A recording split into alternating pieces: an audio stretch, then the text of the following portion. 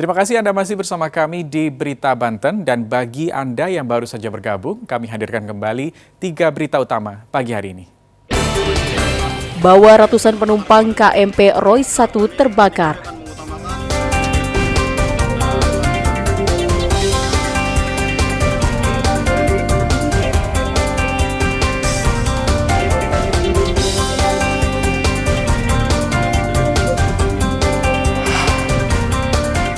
Belasan penumpang KMP Royce dilarikan ke rumah sakit.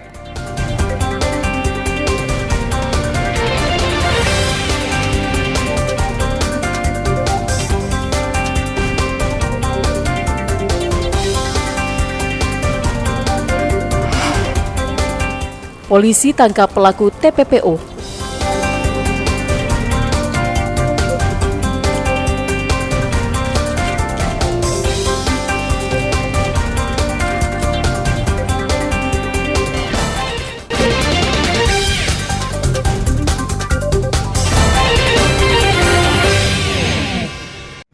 Menteri Pariwisata dan Ekonomi Kreatif Sandiaga Salahuddin Uno terus mendorong usaha mikro kecil menengah atau UMKM di sejumlah daerah di Indonesia. Saat menghadiri workshop peringatan inovasi dan kewirausahaan Kabupaten Kota Kreatif yang ke-6 di Kota Tangerang, Menparekraf berharap inovasi ini bisa mendorong kebangkitan ekonomi dan menciptakan lapangan kerja yang lebih luas. Meski demikian, Menparekraf juga meminta kepala daerah untuk ikut serta memberikan pelatihan dan membantu penjualan serta memberikan izin pemasaran produk-produk pelaku UMKM agar bisa lebih luas. Produk-produknya memiliki kualitas dan saya sangat meyakini bahwa ini adalah sebuah potensi yang harus kita kembangkan dalam menciptakan peluang usaha dan membuka lapangan kerja bagi 4,4 juta lapangan kerja baru di 2020. Diharapkan UMKM dan usaha ekonomi kreatif di Kota Tangerang dapat meningkatkan kapasitasnya sehingga dapat bersaing dan menciptakan lapangan kerja yang lebih luas untuk memenuhi kebutuhan masyarakat secara adil dan merata. Ariel Maranus dan Taufik Saleh melaporkan dari Kota Tangerang. Tingkat pengangguran terbuka di Banten tahun 2023 alami penurunan sebesar 0,56%. Hal ini disebabkan oleh perekonomian pasca pandemi COVID-19 mulai membaik. Meski beberapa perusahaan besar melakukan PHK massal, namun BPS berdalih hal itu tidak berdampak pada tingkat pengangguran terbuka.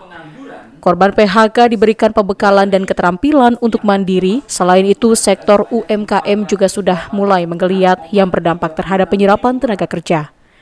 Jumlah pengangguran pada Februari 2022 di Banten sebanyak 500,4 ribu, sedangkan di bulan Februari tahun 2023 menjadi 486,36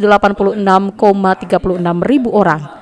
Artinya angka pengangguran di tahun 2023 menurun sekitar 18.000 orang. Bahwa yang diukur pada tingkat pengangguran terbuka kita 7,97% tingkat pengangguran terbuka ini mengalami penurunan dibandingkan dengan Februari 2020 yang sebesar 8,53% tingkat pengangguran itu secara relatifnya. Tapi pun kalau kita mau melihat absolutnya bahwa Februari 2022 tercatat pengangguran itu di Banten itu sebanyak 504.000 pengangguran. Tadi TPT-nya soal ini sekarang absolutnya kurang lebih 504.000 orang pengangguran. Sebetulnya tingkat pengangguran di daerah cukup tinggi, tapi di tahun ini sedikit menurun.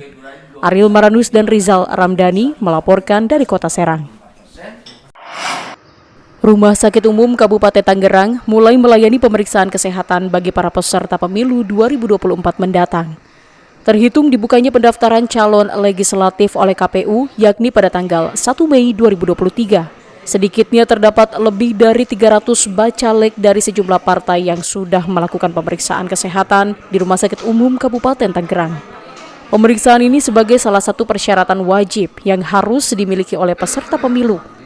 Tidak ada jadwal khusus untuk pemeriksaan bagi para peserta pemilu, yakni sesuai jam kerja. Kami sudah melayani calon legislatif yang medical check up untuk persyaratan sebagai peserta balik di KPU. Dari mulai sejak sebelum Lebaran dan bahkan sampai saat ini masih berlangsung para peserta yang memeriksakan dirinya untuk mitigasi sikap di RSUD Kabupaten Tangerang. Sedangkan terhitung 1 hingga 14 Mei 2023 mendatang, Komisi Pemilihan Umum atau KPU mulai membuka pendaftaran untuk para peserta pemilu. Ariel Maranus dan Taufik Saleh melaporkan dari Kota Tangerang.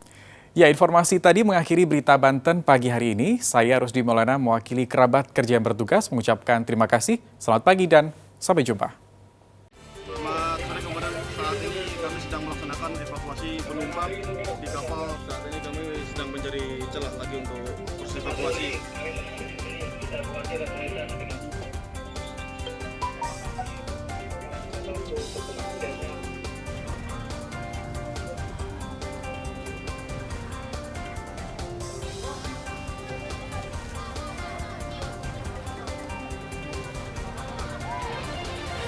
Dekat dulu ya.